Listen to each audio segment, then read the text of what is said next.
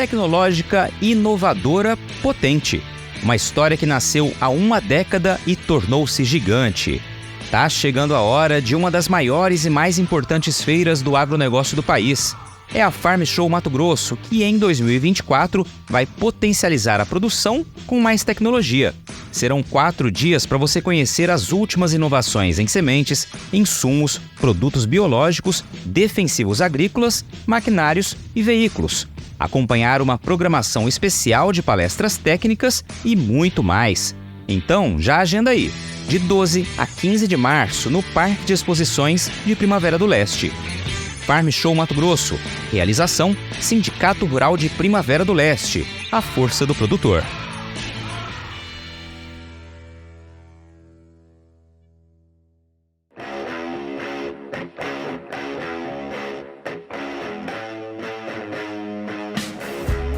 Porteira aberta, seja bem-vindo, bem-vinda ao podcast do Patrone, espaço para falar do agro com quem entende. Quais os caminhos para tornar o estado dono do maior rebanho bovino do país, uma referência também na ovinocultura? Potencial para isso não falta, segundo o nosso convidado, que assumiu recentemente a missão de conduzir a associação que representa os criadores de ovinos em Mato Grosso.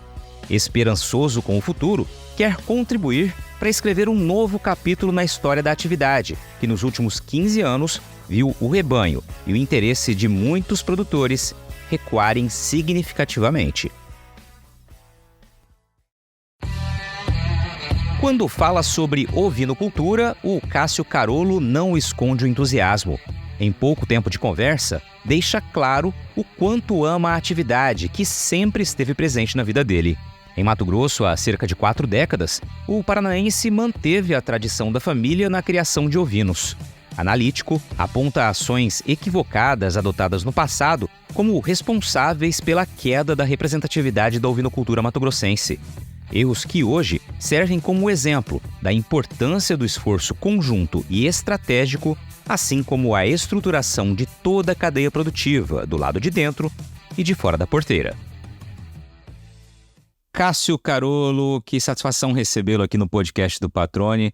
Fico muito contente, né? Inclusive para que a gente possa falar um pouco mais sobre a ovinocultura aqui em Mato Grosso, né? Você, como presidente da Ovinomate, vai contribuir muito para que a gente entenda como está essa atividade aqui no estado, né? O raio-x atual, os desafios, as perspectivas e, claro, ter aquela prosa gostosa, conhecer um pouco mais da tua história, do teu trabalho até aqui. Portanto, cara, seja bem-vindo ao podcast do Patrone. Obrigado por ter aceitado o convite. Como é que você está? Boa tarde, Luiz. Tudo bem? Primeiramente, agradeço pelo convite. É um enorme prazer falar com você. Você que está ligado no agro, né, a nível de Mato Grosso e a nível de Brasil. Estamos à sua disposição. Vamos lá, eu acho que vai ser um bate-papo muito agradável, né? A gente já se conhece há algum tempo, mas fico à sua inteira disposição, Luiz. Que maravilha, que maravilha. Cássio, aqui por tradição, aqui no Bate-Papo do Podcast, né, a gente começa realmente querendo entender as origens, né, de quem participa aqui do programa, né, para que quem está nos ouvindo, claro, possa também saber, né, um pouco mais sobre a história do nosso convidado ou convidada. Você, eu me recordo que conversamos uma certa vez, você é paranaense, se eu não estou enganado, você é do sul do país, né? Fala um pouquinho da tua origem. Bom, eu sou descendente de imigrantes italianos, né? Que vieram já há 2, 3 gerações atrás e foram para o Rio Grande do Sul, né? Meus avós vieram na coragem, na força e na coragem para o Rio Grande do Sul, trabalharam um tempo, aí, quando meu pai ainda era jovem, mudou para o estado do Paraná, na época da madeira, né? Na época da erva mate, pecuária de corte, então quando eles estavam desbravando. Eu sou natural de Guarapuava, né? No estado do Paraná. Guarapuava é um município no centro-sul, né, do estado, um município localizado próximo de Ponta Grossa, ali na mesma linha de Curitiba, Ponta Grossa. No aspecto climático, Guarapuava é um município muito frio, né, lá do estado do Paraná, talvez um dos mais frios, com muita geada, com muita neve, né, um vento sul, né, que o pessoal fala muito, é um vento cortante, né, e realmente judia bastante. E de lá meu pai tinha uma propriedade também, onde criávamos gado, tínhamos ovinos, caprinos, E meu pai também tinha serraria, né? Serraria de madeira, que era normal antigamente, no tempo do Pinheiro, no tempo da Embuia. Em 79, 80, minha família adquiriu uma propriedade aqui no estado de Mato Grosso, né? Mais precisamente em Rondonópolis, e mudamos para cá.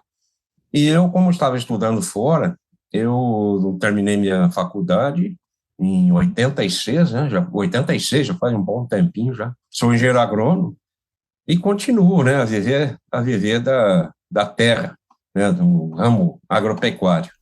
Maravilha. E aí, Cássio, bom, você já trouxe ali, né, um pouco da tua história ali no Paraná e sempre ligada ao campo, né? Desde os avós ali, né, e continuando com seus pais e aí, claro, com você, como você disse, ligado ao campo. Qual que é a primeira imagem que vem na tua memória de campo mesmo, né, de atividade rural? Certamente é de quando você era criança, mas qual que é a primeira lembrança que você tem de algo relativo ao campo?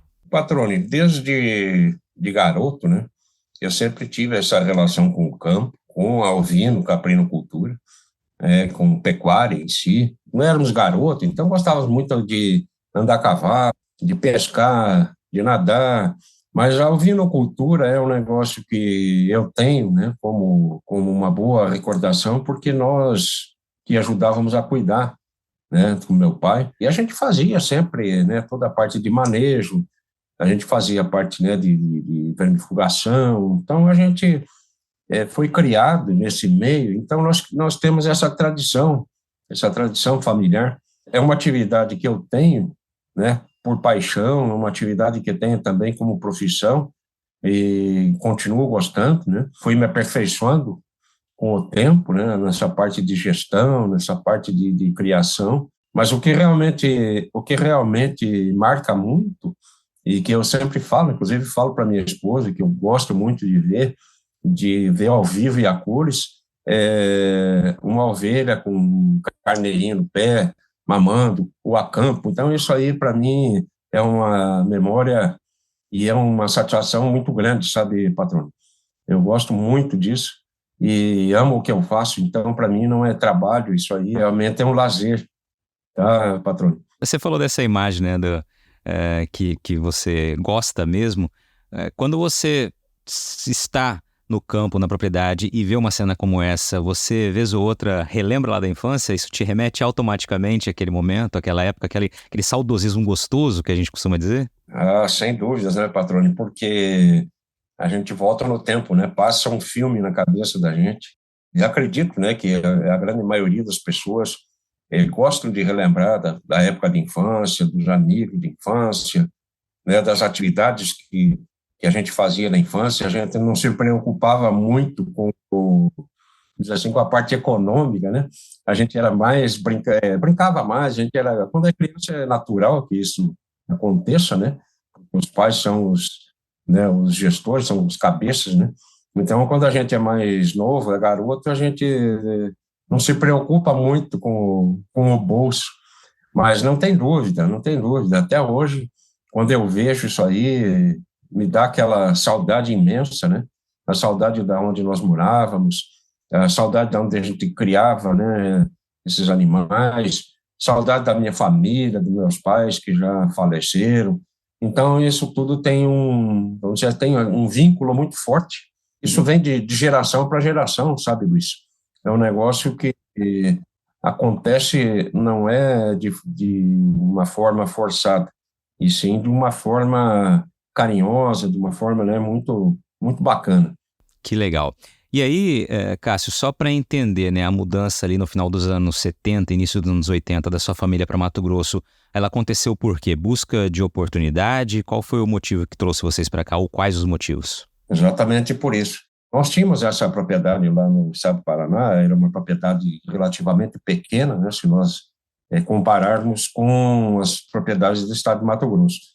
E lá o valor da terra era um valor maior e dava condições de comprar uma área aqui no estado 10, 15 vezes maior, ou talvez, ou até mais, porque o Mato Grosso estava sendo explorado, começando a explorar. Na época, praticamente não tinha muito, nem estrada asfaltada aqui em Primavera, Campo Verde, era estrada de terra. quando nós viemos. Então, realmente teve esse pulo, né, de transformação, né, do pessoal que veio, não só lá do Paraná, mas veio do Rio Grande do Sul, de São Paulo, de outros estados todos aí, de Minas, e todo mundo veio nessa mesma expectativa, né, do que a gente veio também. Nós somos em 6 irmãos, né, em 6 filhos. Então, meu pai, naquela época, ele já visualizou: poxa, vou ter que deixar uma herança, deixar alguma coisa para os filhos iniciarem a vida, tal. E lá não haveria condições de dividir, porque era uma área pequena. Então, nessa época, ele veio com esse intuito de comprar uma área maior e dividir para os filhos, deixar alguma coisa, né, maior, um patrimônio maior. E foi o que aconteceu.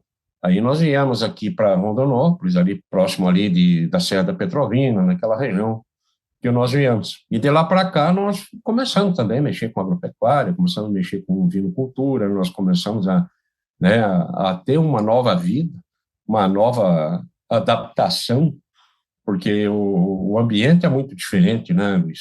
O ambiente, mesmo o clima e as tradições, né? O mato-grossense é muito acolhedor, né? Eu tenho grandes amigos mato-grossenses hoje, como considero como irmãos. Eu lembro que é uma miscigenação de povos, né? Lembro bem quando eu vim para Rondonópolis, a gente olhava para a placa dos veículos, dificilmente você achava uma placa do Mato Grosso. Tinha placa do Sul, do Nordeste, tinha placa, porque antigamente tinha, né, o nome da cidade, o estado nas placas. Então você olhava, poxa, mas tem gente de todo canto aqui em Rondonópolis. Então isso foi bacana porque foi trazendo culturas de todo lado. Então não que o Mato Grosso não tenha, né, a sua cultura forte, né, o pacu assado, né, o rasqueado, que hoje também faz parte da minha vida. Eu tenho 37 anos de Mato Grosso, já tenho filha mato-grossense, já tenho neto mato-grossense agora, há uns 6 meses eu tenho um netinho mato-grossense, cuiabano. Então, eu amo o estado de Mato Grosso, né, meu estado de coração. Eu sou mais mato-grossense do que paranaense hoje, viu, Luiz?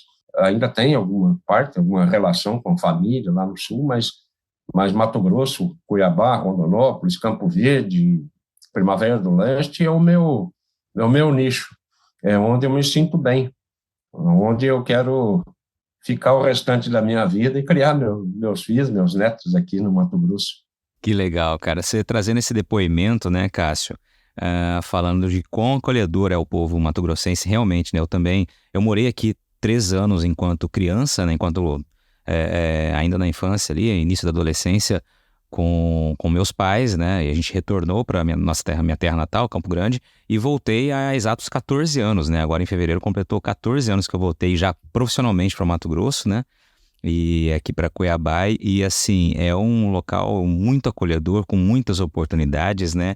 E essa presença de diversas culturas, como você bem exemplificou aqui, né? Muito bacana, também me considero mato-grossense já, né? Por toda essa história, né? E por ter sido tão bem acolhido por aqui.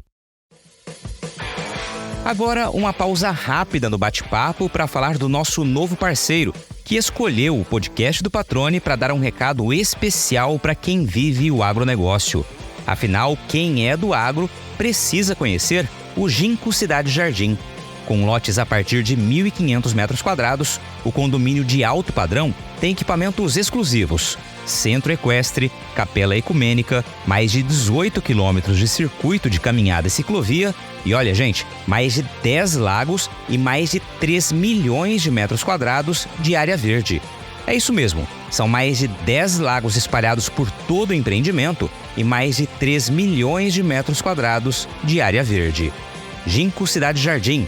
Viva a maior das experiências no maior ginkgo da história. Acesse ginkgourbanismo.com.br e saiba mais. Ginkgo. Aí, Cássio, eu queria que você brevemente me falasse, né? Então você se formou em agronomia e passou a exercer essa atividade de que maneira, né? Brevemente, só para a gente ter uma contextualização, e aí a gente vai começar a falar do nosso foco principal aqui, que é de fato a ovinocultura. Quando eu cheguei em Rondonópolis, eu comecei a trabalhar, porque meu irmão, que mora aqui em Rondonópolis, ele já auxiliava meu pai na propriedade, na fazenda.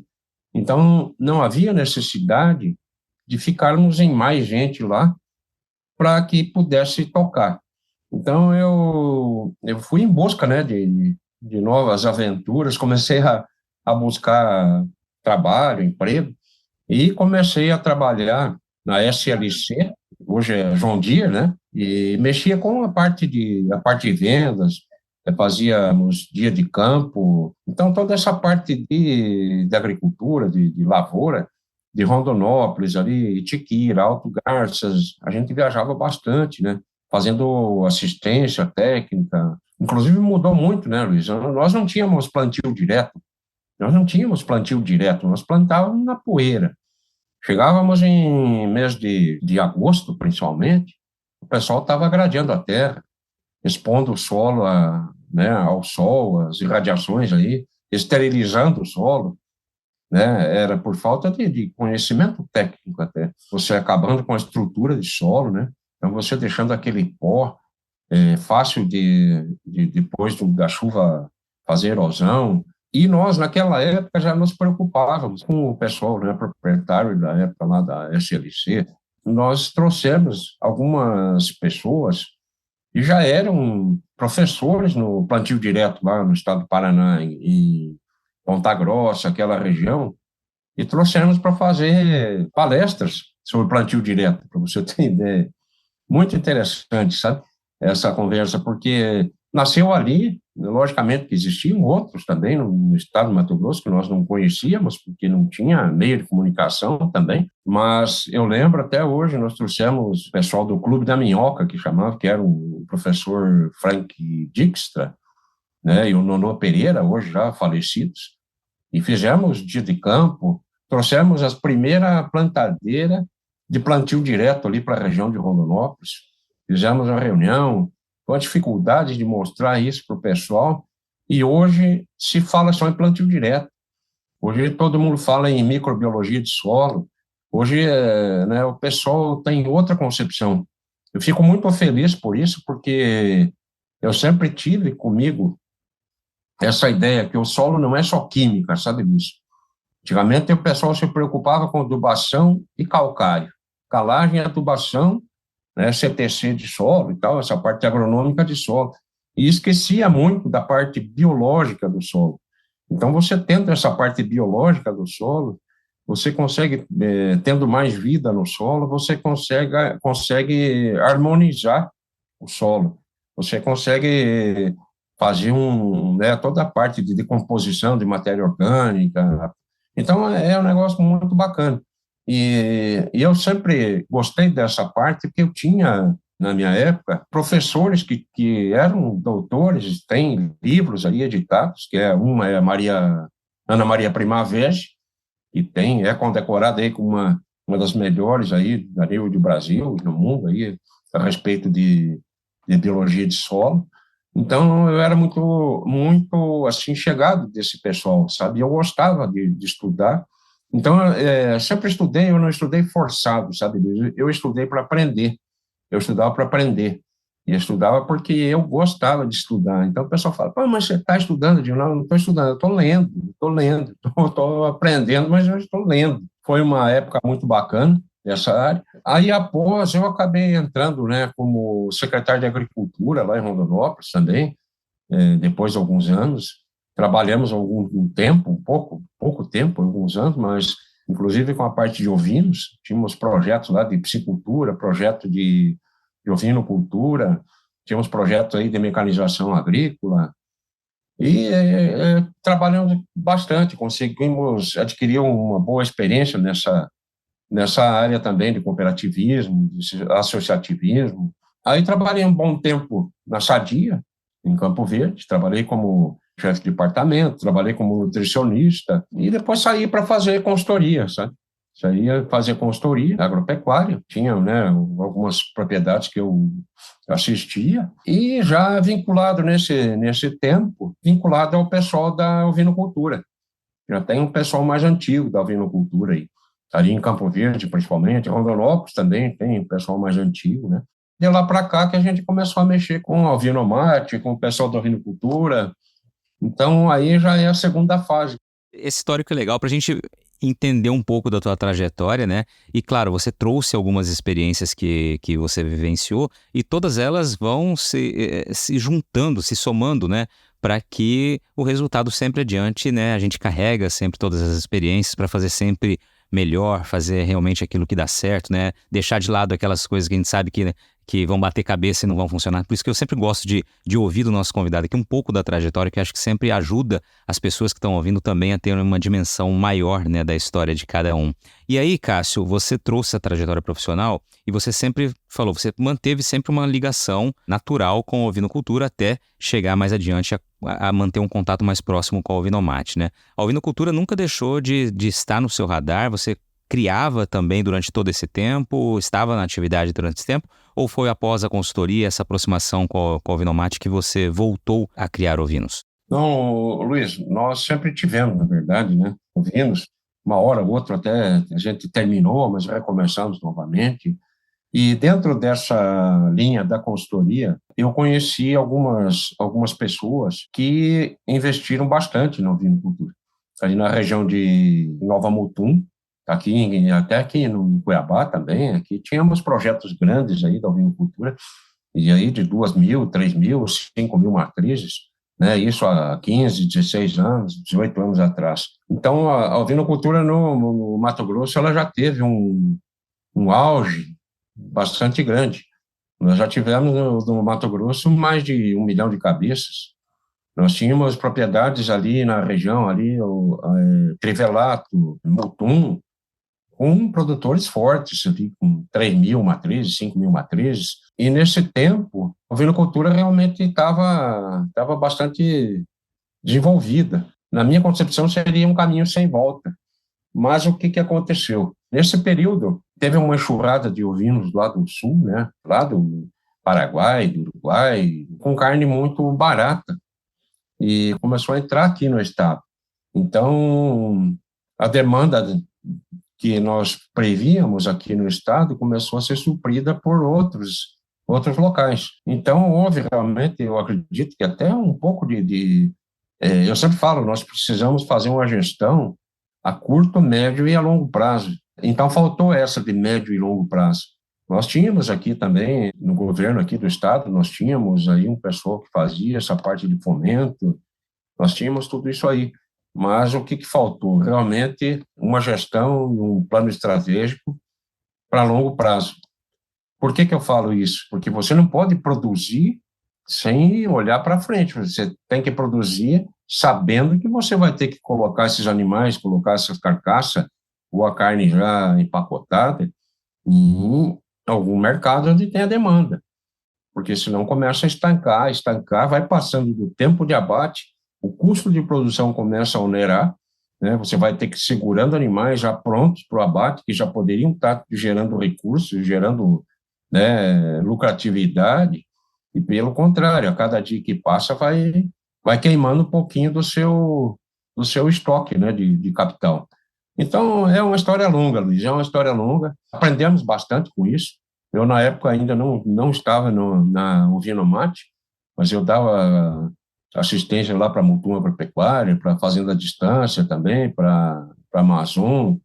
Conversava muito com o pessoal aqui de Cuiabá também, que era o projeto Asa Branca, tinha umas 3.500 matrizes, também do Irineu Sorrilha. Tinha tudo para dar certo, tinha tudo para dar certo.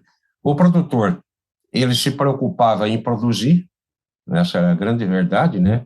Aquele assunto que eu até já comentamos uma vez, o produtor se preocupa da porteira para dentro e deixava da porteira para fora.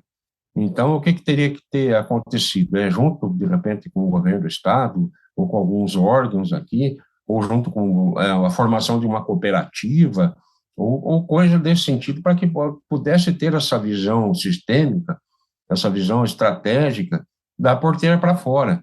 Opa, mas aqui um ano nós vamos estar produzindo tanto, nós temos que colocar tantos animais. Olha, nós temos demanda lá em São Paulo, nós temos demanda em Brasília, precisamos de um frigorífico com CIF. E daí? Não tem frigorífico com CIF, mas nós estamos produzindo 10.000 cordeiros por mês, tá? Mas vamos colocar onde isso? Então, a minha preocupação, Luiz, realmente agora é a gente esquecer realmente o passado A gente aprendeu com os erros, mas antes a gente tivesse aprendido com os erros dos outros, né? Eu gosto muito de unir, vamos dizer, a prática com a gramática, né? Você tem que ter o conhecimento e a prática, ter uma gestão participativa, transparente. Esse é o nosso objetivo, sabe, Luiz? É chamar as pessoas, ajudar a resolver os problemas. Eu falei isso semana passada, numa reunião que eu tive em São José do Rio Claro. Teve uma reunião sobre a ovinocultura lá, o pessoal está muito animado, já estão fazendo, já está fazendo acontecer. Tinha o prefeito de Itapurá, estava junto, estava o prefeito lá também de São José. O pessoal está muito animado. Mas eu falei, pessoal, primeiro tem que começar de forma correta, desde parte de genética, de alojamento, a parte sanitária. Não adianta nem criar, é o mais fácil nesse contexto, né? Tem que ter toda a cadeia produtiva, um pé no chão, não adianta colocar lá tantas mil ovelhas parindo, de repente você não tem a colocação dessa carne daqui a pouco. Então, essa organização da cadeia produtiva é que nós estamos buscando, sabe, Luiz? Mato Grosso tem um potencial enorme, né? Todo mundo sabe disso, não sou eu que falo, todo mundo vê isso. Nós já somos o primeiro produtor de milho, nós somos um dos maiores da soja, nós somos o maior produtor de etanol de milho, nós temos o DDG, nós temos o pasto, tem capim, tem gente trabalhadora, tem gente competente, senão não era o maior produtor, né, do Brasil e um dos maiores do mundo. Hoje vem gente de todo mundo aí para visitar algodão, visitar a produção de soja no Brasil, né? Então, hoje, Mato Grosso em si é referência. Eu conheço muito Mato Grosso, eu sei o que eu falo. Não estou falando isso da boca para fora. Em produtividade, em extensão de terra, em topografia, em clima, Mato Grosso é gigante. Para quem conhece outros estados do sul, os terrenos são bem mais ondulosos, né, com declividade maior, a dificuldade muito maior de produzir, não tem como entrar com uma grande máquina, uma plantadeira, uma colheitadeira. Mato Grosso não, Mato Grosso é diferente. Ô Cássio, deixa eu só recuperar alguns pontos que você citou aqui. Então, você disse que Mato Grosso, entre 16 e 20 anos aproximadamente, vou arredondar aqui, né, teve o seu auge na ovinocultura com mais de 1 milhão de animais. E aí você falou, né, a gente teve erros do passado, veio uma enxurrada de carne do sul do país para cá, acabou suprindo toda a demanda que tinha por carne aqui no estado. E, claro, isso acabou pressionando a atividade e, consequentemente, né, ela ficou menos atrativa e o plantel foi sendo reduzido, né? Hoje, na realidade da nossa ovinocultura aqui, qual que é o tamanho do rebanho aproximadamente? Só para quem está nos ouvindo possa ter uma dimensão. Exatamente, Petro, foi isso que aconteceu. Então, houve essa desmotivação, né, do pessoal aí, porque não tinham onde colocar o produto, e isso é natural, é lei da oferta e da procura, né? O mercado é soberano. Então, houve realmente uma redução. Na época, nós tínhamos 1 milhão e poucos mil cabeças. Hoje, Mato Grosso, Centro-Oeste tem em torno de 1 milhão e 100 cabeças. Mato Grosso deve estar hoje com faixa de umas 370 mil cabeças. Quer dizer, nós reduzimos mais do que a metade, né? É algo triste, né? Mas o pessoal está retomando e retomando com força. Ô Cássio, qual é o perfil hoje da atividade aqui em Mato Grosso, né? A gente tem criação de ovinos em todas as regiões do estado, tem uma região que tem uma concentração maior. Qual que é o perfil do produtor? Hoje, pela Ovinomate, nós dividimos o estado em macro-regiões. Temos 7 macro-regiões. Isso já estudado previamente em função de logística, né, para chegar e tal, para centralizar essa comunicação, principalmente entre os produtores, e centralizar com os nossos coordenadores regionais. Hoje tem algumas regiões que possuem uma concentração maior, Luiz, por cabeça, né? Dentro do estado, nós temos já isso praticamente delineado, nós temos já esses levantamentos, né? Mas temos aqui algumas regiões, tipo a Corizal, você pegar alguma região aqui, Campo Verde, Rondonópolis, Barra do Garças, agora o pessoal lá de Lucas do Rio Verde, aquela região também, o pessoal já está trabalhando bem. Nós temos criadores aqui em Nova Mutum, que ainda continuaram, né, desses antigos, que tem lá suas 1.500 matrizes. Quer dizer, então é um volume expressivo, né? Mas eu acredito que em breve nós teremos um salto bastante grande, sabe disso? É uma das preocupações que nós temos aí, principalmente pelo Ovino Mate, de poder auxiliar e já está buscando alguma coisa dessa organização da cadeia para que a gente não peque, que a gente não erre nos próximos anos aí e consiga fechar o cerco. O que eu falo de fechar o cerco? Nós temos que ter os frigoríficos, nós temos que ter os distribuidores, nós precisamos ter os consumidores, que são os restaurantes, são os açougues, e inclusive nós chegarmos até o final. O que eu falo final? É o consumidor, é a dona de casa, é o churrasquinho de final de semana. Então, essa cadeia ela é muito mais complexa do que só produzir e ter o frigorífico. Essas duas situações são elos da corrente, Luiz. Nós temos que ter a mídia, nós precisamos divulgar que nós temos a carne, que a carne é saborosa, ensinar a dona de casa a fazer a carne, o churrasqueiro fazer, porque a carne de ovinos realmente é muito saborosa. Eu falo em cordeiro, né? Muita gente fala de carneiro, na verdade fala com um nome, os dois são ovinos, mas o carneiro é o animal, é um macho reprodutor, é um macho mais velho, já de 2, 3 anos, 5 anos. Então, as pessoas muitas vezes falam, eu quero comer uma carne de carneiro. Eu digo, não, você precisa se habituar a comer um cordeiro, né? Comer uma carne mais macia, uma carne mais tenra, mais suculenta, né? Então, é isso que a gente preconiza. Mas já está andando bem, graças a Deus, Luiz. E eu calculo que dentro de mais um ano, 2, nós teremos, né, uma surpresa muito grande dentro da ovinocultura aqui dentro do estado. Desafiadora. Esta é a palavra que melhor define a atual safra, marcada pelos efeitos das condições climáticas adversas no campo. Você, produtor, sabe que para superar grandes desafios é fundamental contar com uma empresa que ofereça sementes de alta qualidade, além de soluções inteligentes e completas que vão transformar os seus resultados na próxima safra. No novo portfólio da Agrosol Sementes, você encontra variedades selecionadas, mais vigor, mais germinação, tecnologia e qualidade. Você pode agendar uma visita presencial ou fazer um tour virtual no site, onde você pode explorar cada detalhe das instalações, conhecer mais sobre os processos e entender por que a Agrosol Sementes é a escolha ideal para elevar sua produtividade na próxima safra. Aproveite e fale agora mesmo com o time especializado para saber mais sobre os destaques do portfólio, condições de campo e outras vantagens exclusivas que a Agrosol preparou para você. Afinal, transformar os seus resultados faz parte das nossas raízes. agrosolsementes.com.br. Cássio, eu vou aproveitar alguns pontos que você mencionou para a gente fazer como se fossem tópicos aqui e ficar bem claro também para quem está ouvindo. Você deixou vários pontos muito legais aqui. Vou começar de trás para frente só para você tirar essa dúvida que muita gente pode estar agora, né? Você já disse, carne de carneiro, né? Carneiro é o reprodutor, é o animal mais velho, né? Então tem que acostumar-se a pedir, a comprar e a falar sobre carne de cordeiro. Qual é a idade ali do cordeiro ideal para ir para o abate, né? Até nós vamos discutir isso a semana que vem, com uma pessoa aqui que é mais direcionado para a área. Nós vamos discutir em cima de qualidade e de precificação. Então, voltando no que você me perguntou, nós temos um cordeiro. O cordeiro, ele é desde o nascimento até praticamente a 1 ano de idade. Então, a gente chama de cordeiro. Então, são animais que o pessoal fala de a boca ainda com dente de leite, né? Não trocou, não teve as mudas ainda de dente. Dali para frente, já tem o borrego, né? Que é o borrego, é um animal um pouco mais velho do que o cordeiro, e depois tem o carneiro.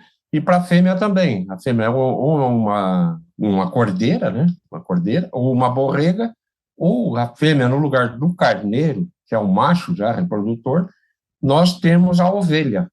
A ovelha, ela está na linha como se fosse uma carneira, mas a gente não chama de carneira, nós chamamos de ovelha. Então, se você for chegar para fazer uma compra no supermercado ou pedir em algum restaurante, você tem que pedir em cordeiro. Diz, olha, essa carne é de cordeiro. Então, se o churrasqueiro, alguém te servir uma carne de carneiro, você diz, mas carneiro eu não quero carne de cordeiro, porque é realmente uma carne mais macia. Então, é por aí, Luiz. Isso é muito importante, inclusive, na parte de remuneração para o produtor, porque muitas vezes o pessoal acha que carne é tudo carne, né, é tudo assim.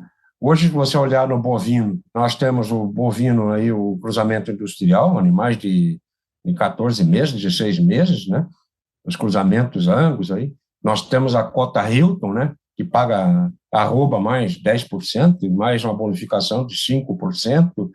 Aí separa carne de novilha também, junto, é uma carne de primeira. Você pega a carne de vaca, né, o pessoal já faz essa classificação, a carne de touro, de marruco, que na verdade seria o carneiro. Então, o preço é muito diferente de um para o outro. Então, essa classificação que nós queremos estudar junto com o pessoal envolvido no sistema. Não sou eu que estou falando. Quem vai estar falando, discutindo, é o pessoal do frigorífico, é o pessoal produtor, é o pessoal do mercado, né? Nós queremos chegar num consenso, Luiz, e dizer, não, realmente esse preço é o preço adequado. Não adianta o produtor dizer, não, eu quero R$ 15 para o quilo do carneiro. Mas que carneiro? Você está vendendo carneiro ou está vendendo cordeiro? Tá, já tem diferença. Ah, não, ele está com uma capa de gordura adequada, ou ele está super gordo, ou ele está magro. Né? Hoje tem, eu mesmo vendi novilha de cruzamento industrial, sem saber, e quando eu olhei no histórico, né, de peso, eles me desclassificaram sete novilhas por excesso de gordura. Aí eu digo, poxa, mas como que você tem disso? Quer dizer, por falta, né, de conhecimento. É o seguinte, que aqui nós temos gordura visceral, nós temos isso, tal, então cai o rendimento pro frigorífico, é prejuízo para o frigorífico. Então, o que a gente vai buscar, para ser bem sincero, é a gente intermediar. O papel da Ovinomate é intermediar e ser a mais transparente possível e a mais justa possível.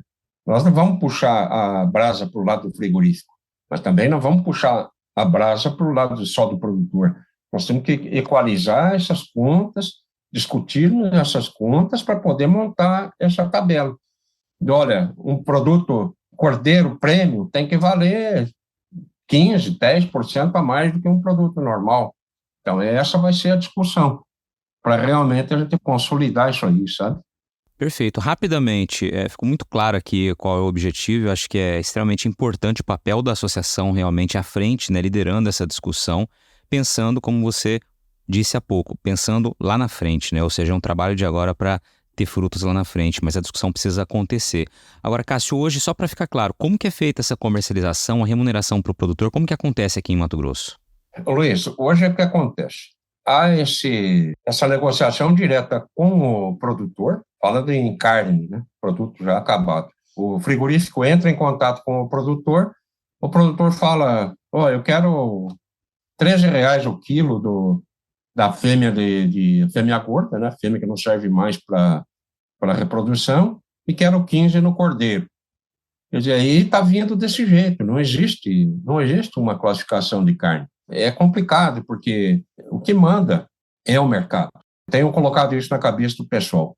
Você pega a carne de boi, a carne de frango, a carne de suínos, ela oscila com o mercado internacional, ela oscila com a demanda interna. Então, isso tudo que a gente vai ter que mostrar para o produtor, porque se você falar que vai comprar, vamos supor, uma paleta de cordeiro a R$ 170, R$ 150, conforme eu vi esses dias, não é barato. Não é caro, mas não é barato. Você vai comprar 2 picanhas, entendeu? No lugar de uma paleta. É bom também. Uma picanha também bem feita é excelente. Você pode comprar um pernil de suíno por um preço X também. Então, existem as concorrências, né, Luiz? Além da carne só de ovinos, nós temos carne de frango, nós temos carne de peixe também, que é excelente. A oferta é muito grande. Então, não adianta criar aquela expectativa de que vai se vender por um preço muito aquém, porque o que vai mandar é o governo, é o consumo, é oferta e procura. Então, logicamente, se a demanda cresce muito, o preço pode até subir. Eu falei para o pessoal, nós temos que fazer essa avaliação de preço em cima da avaliação das outras ofertas de carne do Estado, né? Não deixa de ser uma concorrência, como você explicou. E no momento que você busca conquistar mais consumidores, o preço é um ponto muito importante nessa balança. Agora, só para entender também, Cássio, para onde vai a nossa produção hoje, né? Então a gente tem ali cerca de 370 mil animais aproximadamente, né? Distribuídos aí pelo estado. Para onde que vai a nossa produção? Atualmente, eu acredito que 90% ou a mais é consumo dentro do Estado. Por que eu te falo isso? Porque hoje nós temos os 2 frigoríficos que estão aptos a trabalhar, e eles já estão trabalhando para fazer o SISB, né, que é a inspeção estadual, tal, e que você pode mandar para outros estados. Hoje eles só têm o municipal. Eu acredito que dentro aí de 60 dias, 90 dias, já vão estar aptos para mandar para fora. O que acontece? A ovinocultura, ela teve vamos dizer, essa queda aí de consumo, desculpe, de produção, e houve realmente esse desânimo do produtor. Então, eu te falo o seguinte, houve nesse período, teve de reduziu realmente o abate, a dificuldade de colocação no mercado, e ainda existe muito, vamos dizer assim, o mercado, não o mercado clandestino, existe mercado clandestino, lógico que existe, mas existe muito mercado artesanal. Qual a diferença de um para o outro? O mercado artesanal é aquele produtor que tem uma criação lá na sua propriedade, ele vai lá, mata um cordeiro para fazer uma festa, um final de semana, para fazer um churrasco, para dar um presente para o padre, dar um presente para o prefeito e para um amigo. Então, eu considero isso como um mercado artesanal. Ele vai fazer, principalmente o churrasquinho de final de semana. O que é o mercado clandestino? O mercado clandestino é um mercado já comercial, já visando o lucro, né? Mas não tem inspeção. E muitas vezes feito de uma forma errada. O pessoal abate de uma forma com pouca asepsia, com pouca higiene, coloca numa caçamba aí de uma caminhonete aí, bolado numa lona plástica, entrega né, na periferia, nas cidades, em alguns açougues, algum mercado. Então, não tem uma fiscalização, não tem um acompanhamento sanitário. Então, o risco é muito grande, né, Luiz? O risco é grande, existem doenças. Mas quem me fala que essa carcaça não estava com um animal doente? Quem inspecionou isso? Quer dizer, então, tem os dois lados. Tem o intermediário que faz esse tipo de coisa, principalmente, né, que não tem inspeção, e tem quem compra. Tem quem compra. E não vê dali para frente. Eu se vender no meu cantinho, no meu açougue lá, não sei onde, eu não quero saber para onde é que vai. Quer dizer, não tem aquela responsabilidade com o consumidor. Então, é um negócio que nós temos que colocar isso na cabeça do consumidor, do comprador, que realmente solicita um animal inspecionado. Vai chegar um momento que a gente vai ter que fazer isso, sabe disso? E o que acontece? Os produtores hoje, como não tem volume de abate ainda, um volume adequado, não está profissionalizado. À medida que se profissionalizar, ele vai ter que fazer, ou ele vai ter que colocar um abate próprio, ou ele vai ter que fazer uma parceria com os abates para poder fazer essa inspeção, para dar uma garantia maior para o consumidor final. Uma das coisas que atrapalha muito, inclusive, vamos dizer assim, o mercado, e atrapalha o próprio frigorífico colocar, né, um produto de melhor qualidade no estado e tal, é o clandestino. É o clandestino, porque eles competem muito no preço, né? No preço.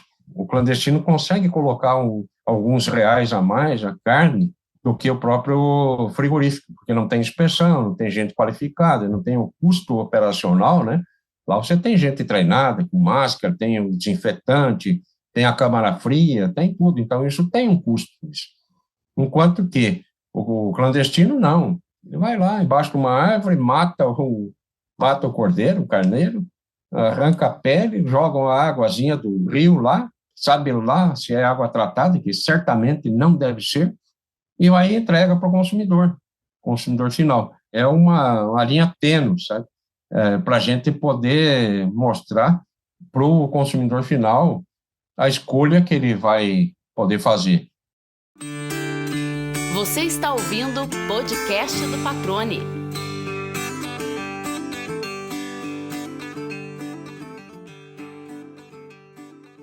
Eu vou recapitular aqui alguns pontos que você disse, Cássio, para a gente poder seguir adiante, já caminhar para a nossa reta final aqui. Mas você destacou, né, um raio-x da atividade e trouxe alguns pontos ali que a gente já comentou que eu queria reforçar para quem está nos ouvindo, né? Que o produtor ele tem que parar de olhar apenas para o lado de dentro da porteira, ou seja, não pensar só em produzir, né? É um momento de se profissionalizar mais, como você terminou agora seu raciocínio falando sobre isso, né? E discutir essa cadeia produtiva para que ela se torne cada vez mais completa, né? Então, falou sobre a discussão importante da classificação para comercialização, né? Ou seja, realmente encontrar ali uma maneira de valorizar os produtos que devem ser valorizados, né? Não deixar tudo no mesmo patamar aí, de uma maneira muito simples dizendo. Isso, consequentemente, tende a ampliar um pouco mais a oferta, o investimento dos produtores nessa atividade, né, com a cadeia mais estruturada, e também falou da importância, né, de que sejam feitas campanhas de divulgação, né, esteja a ovinocultura cada vez mais na mídia, né, a ovinocultura aqui de Mato Grosso, justamente para tentar buscar que o consumidor fique mais atraído por essa carne, né, ou seja, para essa proteína, e aí vencer aquela concorrência com outras proteínas, como você bem explicou aqui, né? Ampliar esse consumo interno para que a demanda fique maior e a cadeia gire como um todo. Alguns dos pontos que você tratou aqui. Evidentemente, outros pontos também devem ter aí na lista de vocês, resumir alguma coisa aqui, mas colocando tudo isso do jeito que vocês esperam, que a associação espera nos próximos meses, nos próximos anos, né, gradativamente, como deve ser feito, Cássio, você acha que a nossa ovinocultura vai para que patamar, vai para que horizonte? Bom, o que nós temos aí de diretrizes para que a gente possa chegar em um número maior e poder te chegar na resposta que você pediu, Luiz. Nosso objetivo seria fortalecer a classe produtora.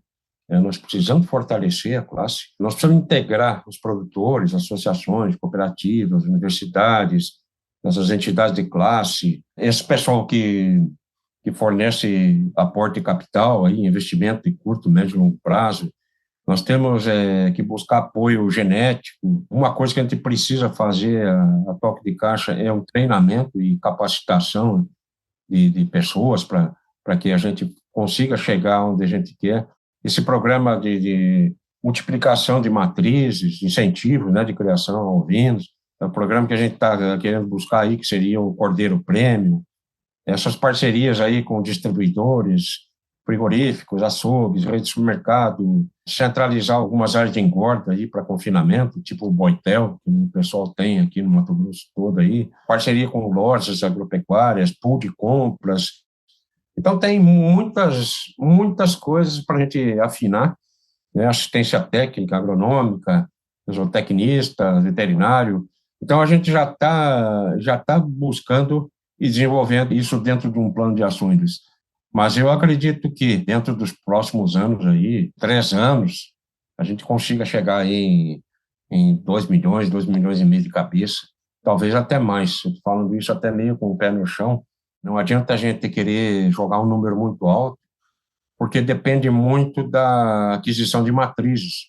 Então, para que a gente consiga aumentar o número de matrizes rapidamente no estado, nós temos 2 opções: buscar essas matrizes em outros estados, no Rio Grande do Sul e no Nordeste, né, onde tem um número maior de ovinos hoje, né? Só que no Rio Grande do Sul é mais oferta hoje de matrizes com aptidão para lã, né? Então não é especificamente para carne, como é na Bahia, lá o pessoal que mexe com santenês, com outras raças mais específicas, né, para matriz. E a outra situação seria fazer via propriedade, fazer através de cruzamentos, seleção natural, é um pouco mais demorado.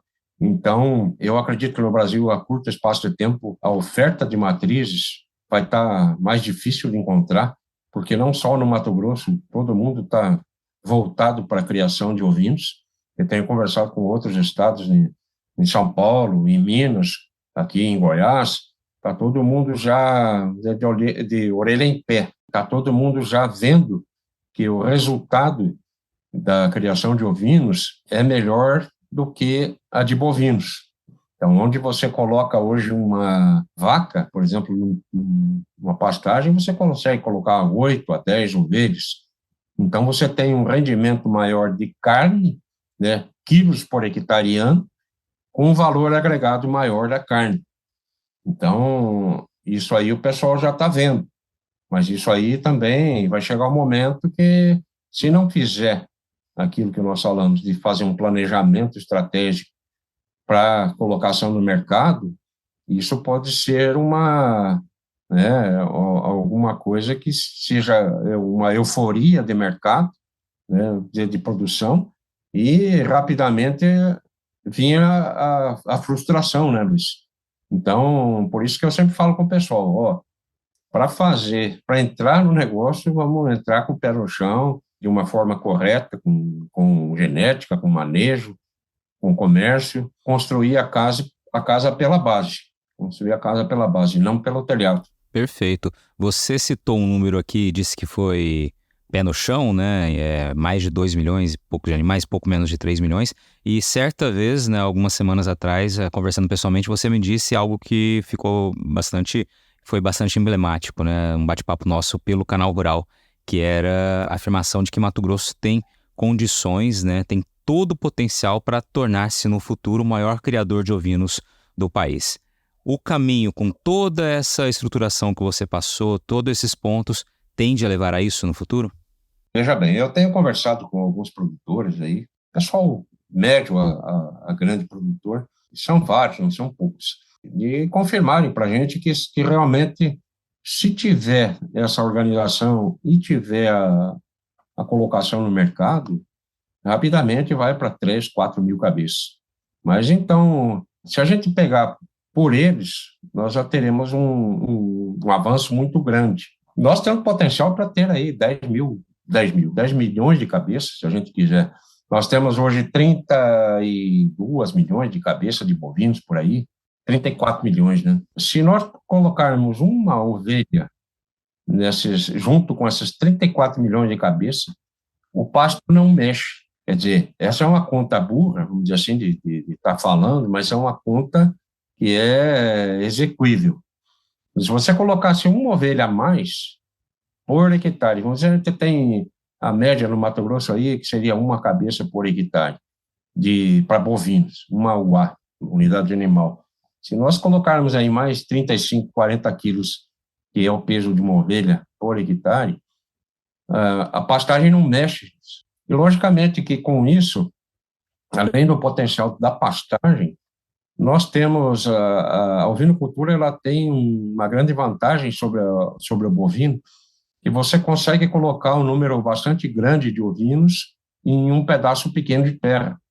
Você consegue chegar a 100, 150 ovinos, uma pastagem rotacionada, um semi-intensivo, seja ele em confinamento, você consegue colocar em 5 hectares, você consegue colocar 200, 300 ovelhas. Então, o resultado é bom. Nós temos discutido muito sobre isso. Nós vamos levantar esses dados, sabe, Luiz, daqui a pouco, nós vamos ter esses dados tudo na mão para passar isso aí na mídia, passar para os produtores aí que tenham interesse de entrar na ovinocultura. Maravilha, Cássio. Acho que deu para a gente trazer um bom panorama, né, uma boa perspectiva. Quais são os pontos principais que precisam ser trabalhados, né? Você exemplificou muito bem isso, está com um gás todo aí, é apaixonado pela atividade, como ficou claro aqui, né, no bate-papo, te remete à tua infância, né, a toda a história da tua família, e eu desejo todo o sucesso, né? Com certeza vocês terão aí nessa próxima gestão e no futuro dessa atividade tão importante, tão bonita quanto a ovinocultura aqui no estado, né? A todo momento, né? A todo ano, a gente sempre eu tô há 14 anos aqui, sempre falamos sobre ovinocultura, né? E sempre com os produtores que a gente falou sobre esse tema, todos são muito apaixonados, né? Acho que isso é muito importante também para ajudar na promoção dessa mudança que você, né, bem narrou aqui. Aí, Cássio, a gente chega na reta final aqui, eu queria te ouvir, assim como ouço de todos os convidados ou convidadas que passam por aqui, né? Qual é aquela pergunta que você, ao longo da tua vida, gostaria de ter respondido, mas que não fizeram ainda essa pergunta para você, né? Que pergunta o Cássio gostaria de... Que, olha, seria legal se me perguntasse, mas ainda não fizeram essa pergunta. O momento é esse aqui para você abrir teu coração aí. Luiz, a pergunta é o seguinte, é muito simples. Se você acredita no Brasil, eu acredito o seguinte, Luiz, que o nosso país, não falo só de Mato Grosso, o nosso país é um país exuberante, é um país que produz de tudo.